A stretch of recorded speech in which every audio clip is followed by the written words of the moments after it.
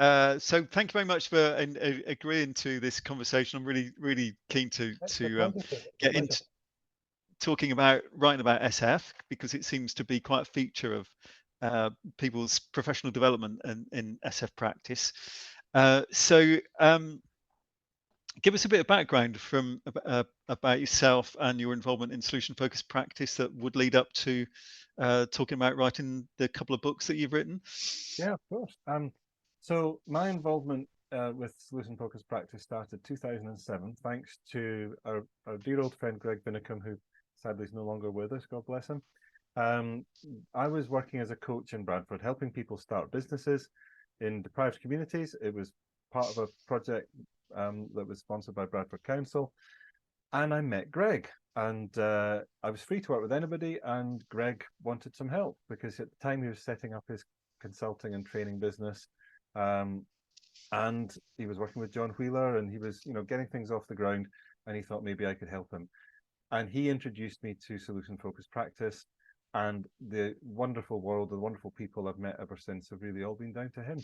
Um, my first conference was up in Edinburgh. The UK Association conference was up in Edinburgh, um, and it just blew my mind to see all these people helping each other from loads of different fields, loads of different spheres.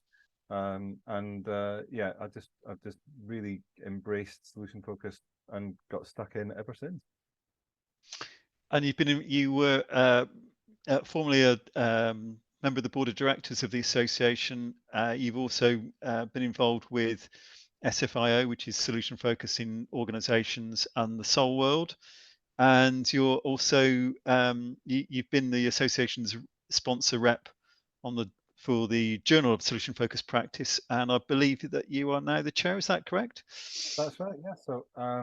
So yeah, in terms of the organisations, I've been very happy to get involved and do some time on the committee. Although that does make it sound like a prison sentence, but no, I think again everybody rolls their sleeves up and gets involved when they can. So yeah, I was on the committee for a little while, and I then also was involved in SFIO when John and Annie set that up. I got involved as a committee member there as well. And yeah, the journal, Mark McErgo and Alex Ashida have done a great job of getting the journal up and running again. Indeed. And Mark invited me to help out and chair the operation side. And yeah, things are progressing nicely there. We've got a sponsors meeting planned for the end of the month and looking to make plans. The latest issue has just been published just before Christmas. It's an online publication now. And yeah, that's kind of my next round of contribution, really, if you like, to the community. Fabulous. So, I mean, really, this conversation is focused on writing about SF, solution focused practice. So we may want to come back and talk a little bit more about writing for the journal towards the end of this conversation, if that's okay. Yeah, sure. But it did strike me that I've had and read and enjoyed both your books. In fact, the red one I've also passed on, and it also struck me that we do in the association have some great authors. Mark McErgo's is the Paul Jackson's Solution Focus book, which is third edition, is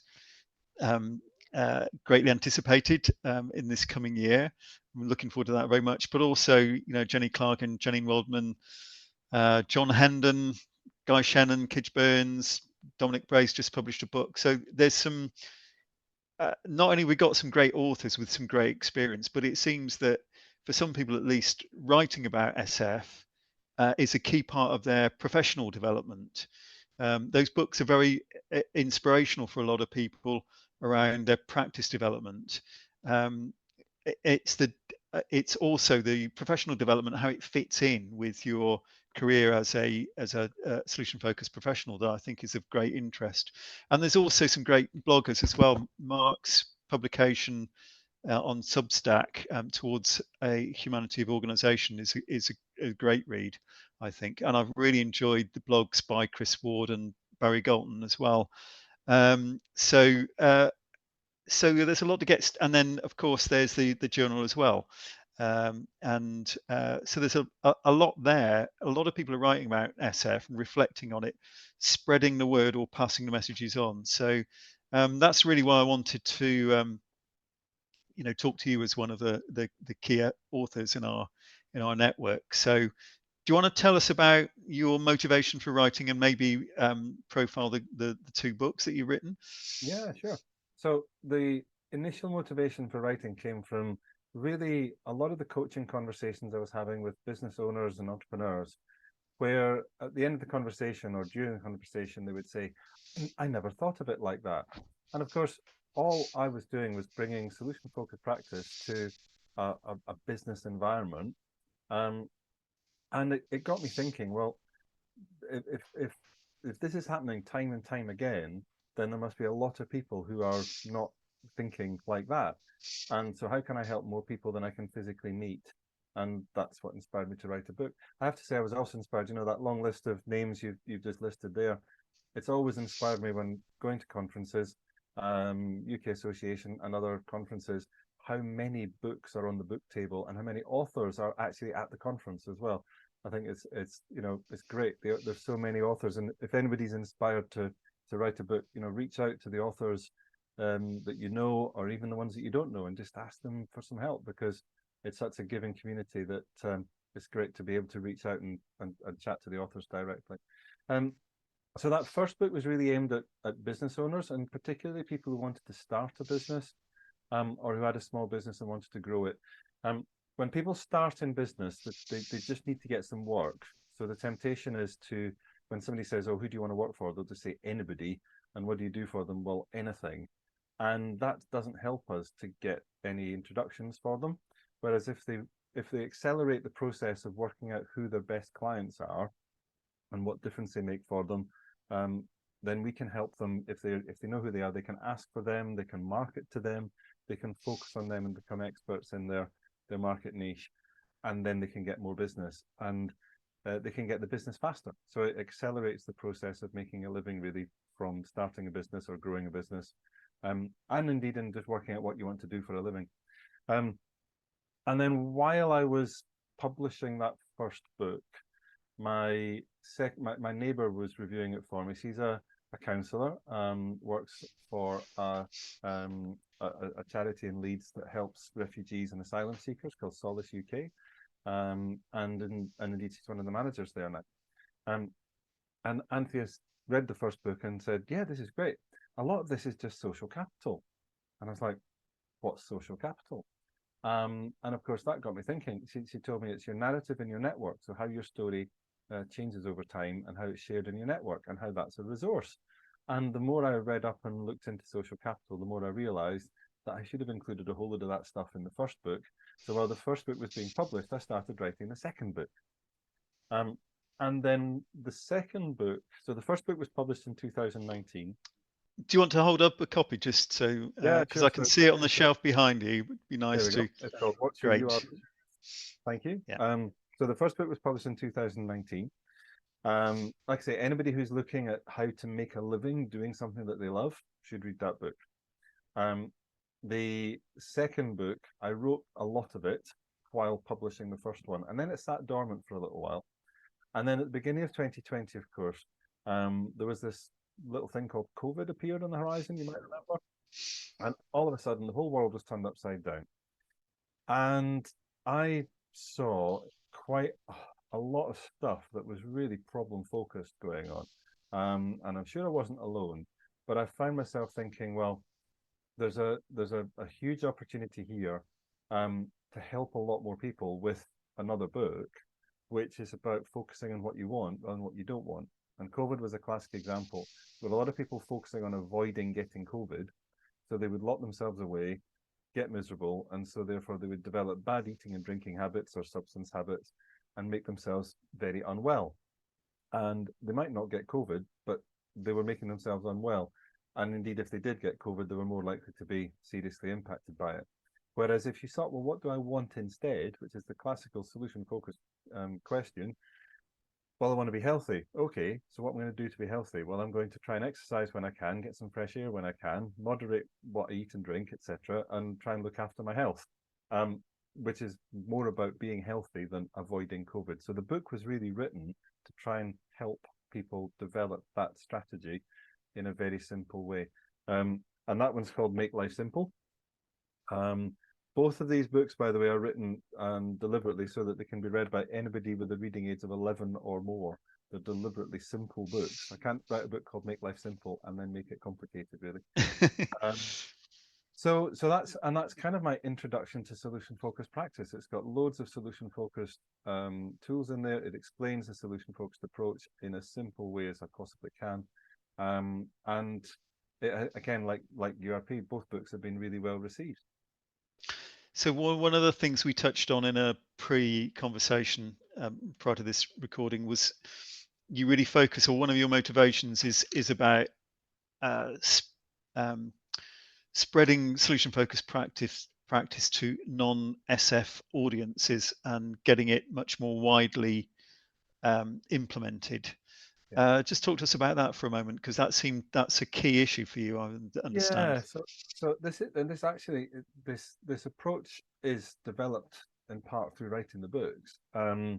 So if you think about a business, people. Let's take a therapy business, and I've had this conversation with quite a few therapists in the solution focused community. So some of you might recognize this. How many people do you know who want a therapist, who will go to their friends and say, "Hey, do you know a good therapist?" Or who will tell their friends that they're seeing a good therapist? Now, maybe in America they will, because it's just part of the culture there. But over here, where people are generally a bit more reserved, they might not actually want to admit that they needed to see a therapist. Indeed, I know people who've gone to university and done psychology degrees rather than just go and see a therapist. So the challenge is that what you do is you are a therapist.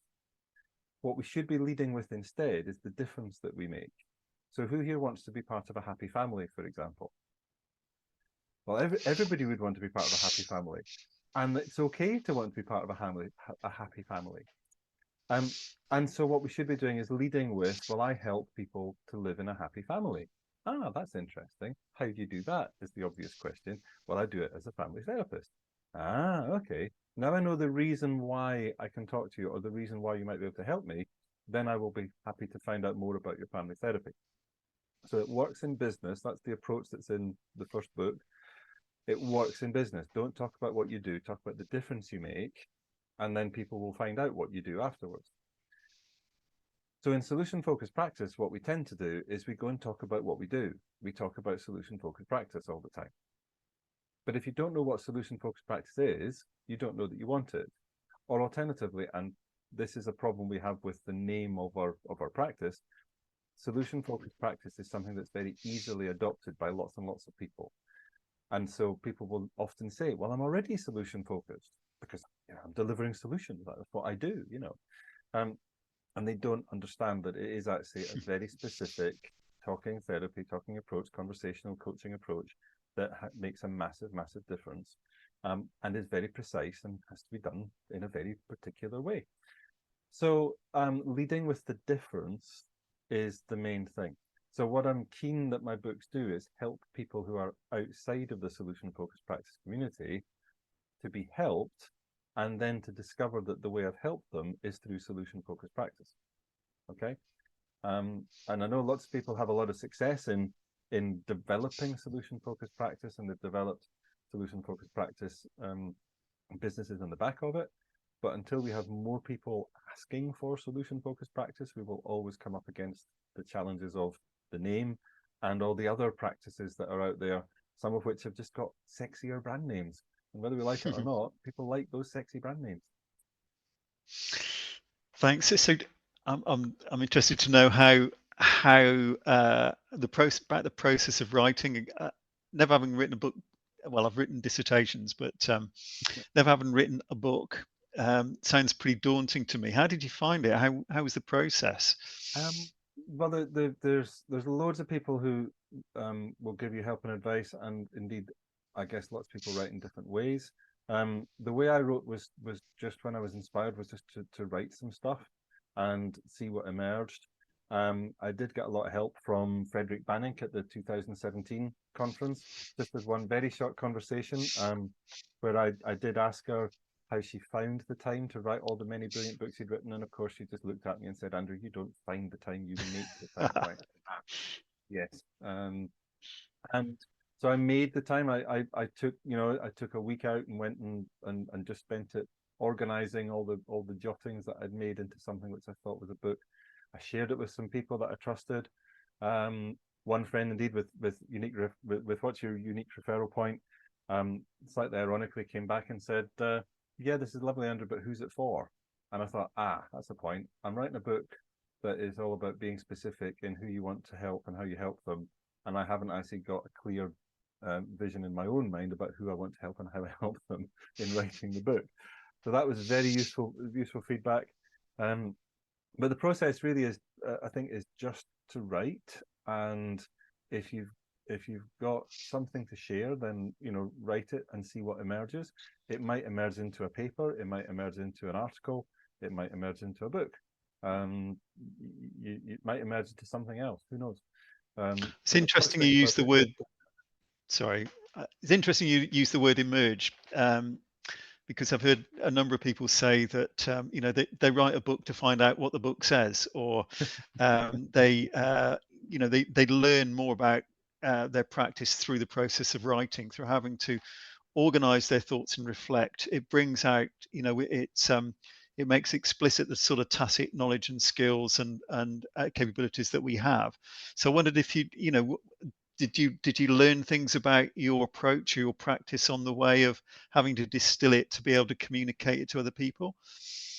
I'm not sure if I did, to be fair. I think the first book certainly took such a long time to write. It took about 5.5 years to write that book. So I think it's definitely fair to say my practice was changing while I wrote it, and that would be reflected in changes I would have made to the book as I went along. The second book, I definitely had to learn a lot about social capital and how your narrative works in your network and so on. And I did learn a lot about stories and the power of stories and so on.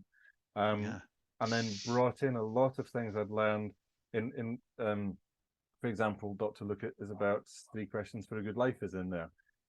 John Wheeler's exceptional explanation of how projects are delivered is in there. There's tools which I've brought in from other people in other places, as I say, to try and write a simple self-help book. I don't know if you can hear my dog in the background. Excuse my dog going mad. So there must be somebody having the temerity to walk past the house or something like that. Yeah. I certainly I think one of the things about our practice is that certainly my understanding of it is continually evolving. And I think one of the reasons why there are so many books always being written is that we all have different experiences, different practical applications, but also different developments of how it works. And even since I wrote the books, so I'm doing a lot of training now. I've updated my training massively from where it used to be, and I'm kind of thinking, well, I really ought to get this down in another book because I think this is really useful. So I think as you progress, maybe for me, rather than developing my practice to write the book, I kind of develop the practice and then write the book that brings the book up to date with where I think I am. Okay, so I can appreciate now why we have serial authors who are impelled to write the next book and the next book and the next book, because that once they've got used to writing a book, I guess it's not such a daunting task after all. Well, I think as well, we've got there's so many opportunities. One of the things that my first book I hope gets across is that your market niche is out in your market. We're not unique as practitioners. We're not unique in helping people. And the whole idea of selling that service, the unique selling point, is very difficult to do when you're a small business or doing something which can be easily copied. And let's be honest, if you're a human being, then another human being can copy you. So I think if we look outwards, and this is where so many of the books I think are brilliant, the practice might develop in some of them, but a lot of the books are written with a very specific application in mind. You know, so for example, if you think about Guy's books on solution focused practice, he writes very much with a social work a social work approach, and yet he's written some great Bibles on how solution focused practice works.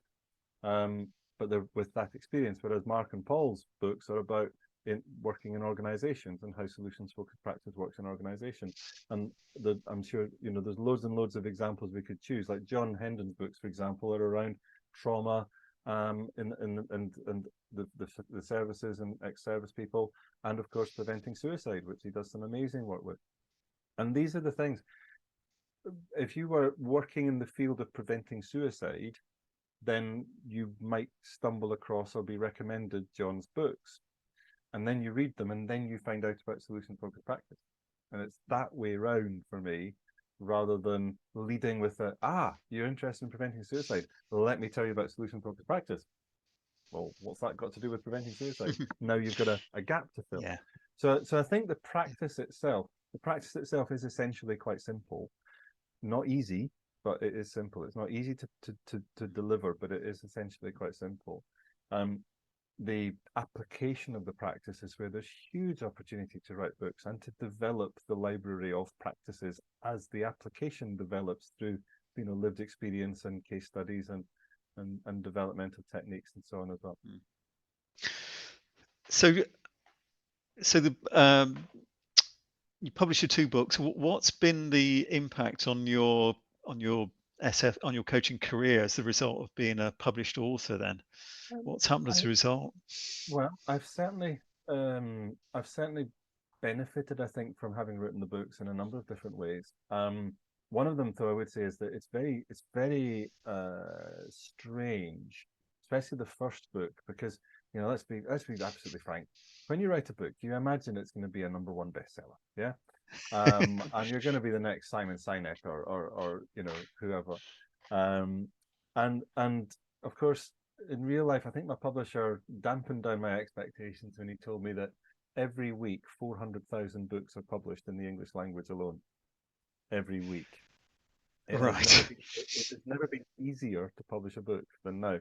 Indeed, you can go onto Amazon and self-publish through Amazon, and they'll take you through the process to publish print on demand. If you want to do that, not a problem.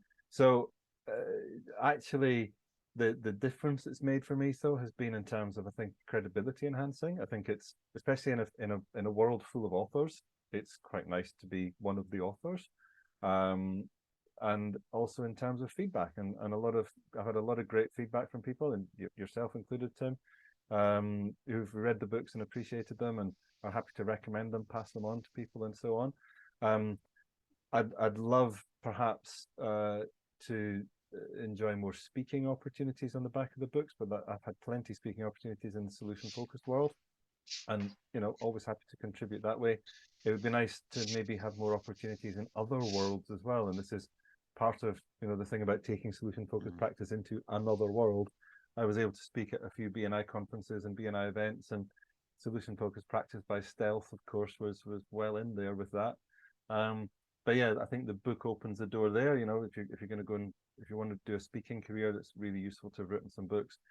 People know what you're going to talk about if you put it in a book, and they can read the book and go, yes, we want some of that.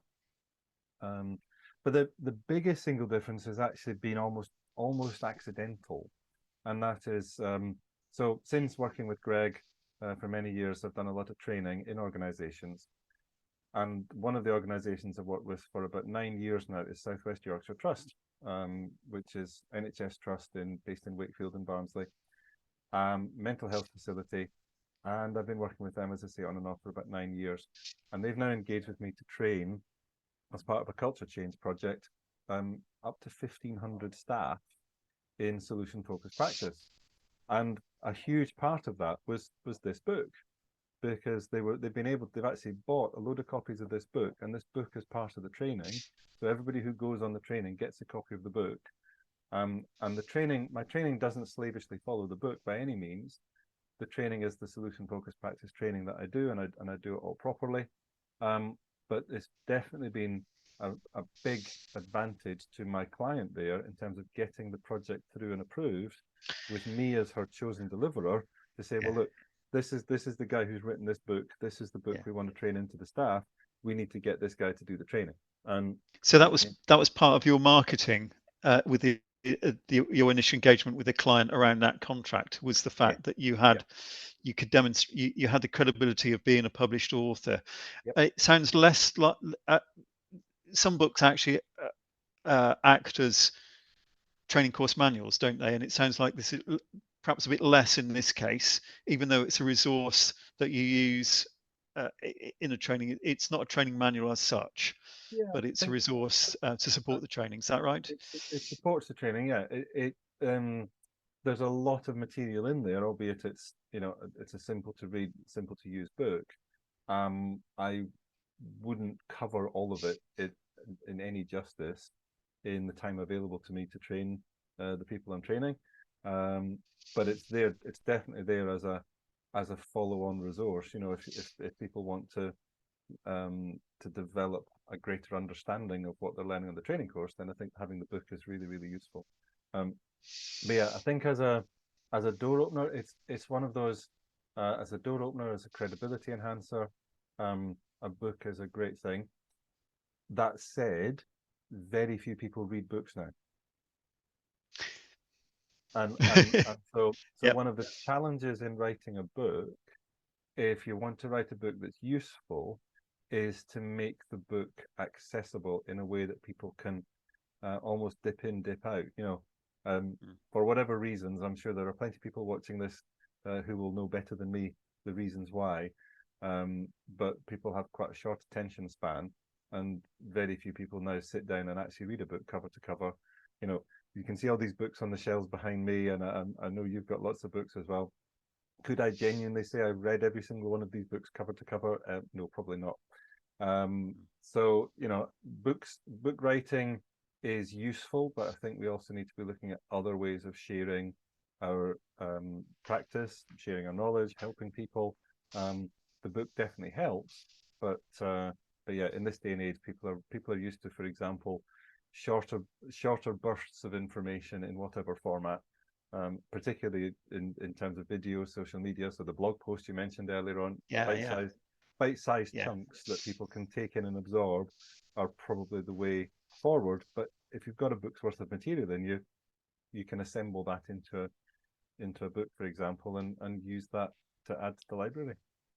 Yeah, that's why I think it's quite important to be talking about writing and publishing, not necessarily about books. Blogging is increasingly coming to the fore, and it's a really useful way of spreading the word and reflecting on practice. So just so I do want to ask you about the journal, but I just wanted to conclude this bit by there may well be people in the association watching this who haven't written a book or written a blog and are considering. Should they? I think I would say yes, absolutely. I think for all the things we've discussed in this conversation, it can help you to consolidate your own understanding, and especially if you're writing a book that's an academic book. I mean, one of the things my books are not is they're not academic books. I don't have huge banks of references or indices and so on at the end of it. Maybe I can aspire to do that one day. But certainly, if you're looking to research a subject to then write a book on it, it's a fantastic way of disciplining yourself to do that. But I think as well, if you've got a particular group of people that you want to help, or you are already helping, there's a limit to how many you can help just yourself. So we have to find other ways of getting the message out there. And while I have said there are other ways of doing it, such as video and so on, there is nothing better than well-crafted words on a page that to convey a message. Just think about how many times I stumbled in that last sentence. You might not have noticed in conversation, but if I'd written that down, you sure would have done had you been reading it. So, writing a book, you do actually craft the words, you craft the sentences into something that you're proud of. and I think that's a really valuable process. Yeah, and well-crafted sentences end up becoming quotes potentially, and we're forever quoting Steve DeShazer, for example, key passages that he's written. So fantastic. So would you like to just tell us about the journal, because that's another great opportunity. It's something that the UK Association has supported financially for a number of years. It's recently revamped, as you mentioned, and it's a different style of writing. Am I right in thinking it does have a little more academic approach? But certainly, we'd like to encourage people to consider authoring papers. If I can give references, hats off to Mark McErgo and Alex Ashida for taking this forward, and indeed to David Haynes and everybody at the Australian Solution Focused Practice Association for all their hard work in moving the journal forward. Lots and lots of people have been involved over the years. So the current team, if you like, it's kind of like this is an example. It's kind of like a football team. You know, if you if you think about the team that you support, Aberdeen is my team. There's a whole load of Aberdeen players. That's the beauty of figures there. The players change, but the team, hopefully, the club moves on and goes on to success and strength to strength. So the current team, if you like, Mark McErgo is heading up the editorial board. And the editorial advisory board. Alex Ashida is involved in the operations and the finances and keeping it all together. And I've been invited to join in and help out as chair. The website is the journalsfp.org. So that's journalsfp.org. And the kind of, if you keep an eye out on the journal, it's open for submissions at the moment.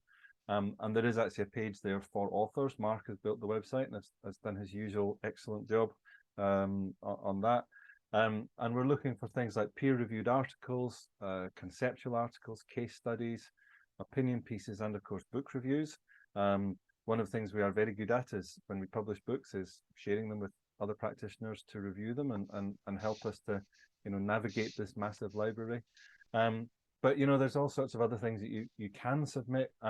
If you're doing a piece of work and you think it's worth sharing, then have a look at the journalsfp.org and see if you think you could share it there, or indeed share it through Barry or Chris's blogs, maybe as a guest blog poster.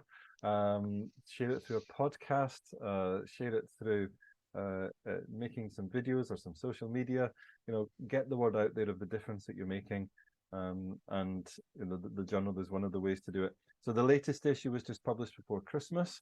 It is now an online journal, so we're building up a bank of resources there, and there's access to loads and loads of historical articles as well that Mark has published to the Journal SFP as well.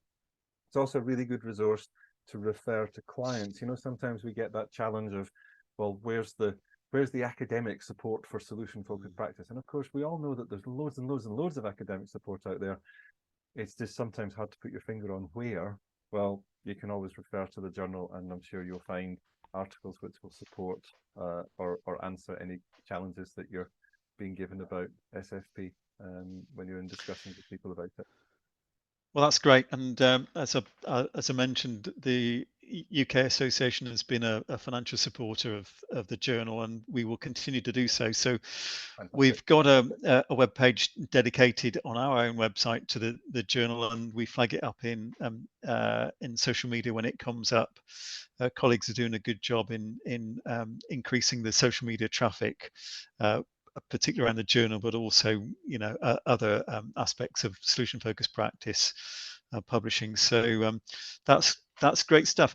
Is there anything else that I perhaps should have asked you in the course of this conversation that you wanted to make sure you got in? I don't think so. I think thank you very much for inviting me to have this conversation. Oh, the pleasure's all mine. Yeah, time has flown by for me. I hope it has for you and for anybody who's taken time to listen to it. And yeah, if you're thinking of writing, then go for it. Like I say, publishing has never been easier now. And there's lots and lots of publishers out there as well who can help. But talk to one of the authors that you know, or reach out to one that you don't, and I'm sure we'll be very happy to help. Great. Okay, and this video will be posted on the UK Association's webpage, which is called The Bookshelf, and that page is dedicated to everything to book reviews and also everything and anything to do with publishing and writing about SF, including what might be your favourite book. So just to finish off, Andrew, is there one book on? I can see this massive bookshelf behind you. If you, heaven forbid, your house was on fire and you could only take one SF book with you, which might it be? Well, it's a good question. It would obviously be copies. And you weren't allowed to take your own. I was going to say I'd have to take all of the copies of my own. There's lots and lots of really, really good books out there. I think let's see. In terms of which one would I use straight away? I think actually, one of the books that I really enjoy, again, it's nice and simple and nice and helpful, is Raya Gould's The Power of the Next Small Step. I think that's a really excellent book. She and I had a couple of conferences together around about the times when she published that book, and it was while I was writing URP. And self-help books in solution-focused land. There aren't actually that many of them, believe it or not. So yeah, we've got this little club of self-help authors. If we can ever be respected as such. By the way, one thing I would like to say, in mentioning about book reviews and so on, we look at book reviews as formal reviews of our book, but actually, one of the most powerful things we can all do as a community, if we've read a book by a solution-focused practice author and we like it, go onto Amazon and leave a review. I know you did very kindly for me, Tim, for which many thanks. More reviews. If we want to get our books noticed, we need them to be noticed by the big search engine giants and the big algorithms, and Amazon's is the biggest of all. So leave reviews for fellow authors. If you read a book, leave a review. 5 stars, of course, is an absolute minimum. And let's get them up the algorithms. Let's get more people, that thing about people who looked at this also looked at this. Let's get the solution-focused practice books up there being looked at alongside some of the big guns. Fantastic. It's a great message to end on. It's all about the presence of a solution-focused practice and the wider community, not just within our immediate networks. So brilliant point to end on. So thanks very much, Andrew. Really appreciate your time. And I'll finish there. Thanks.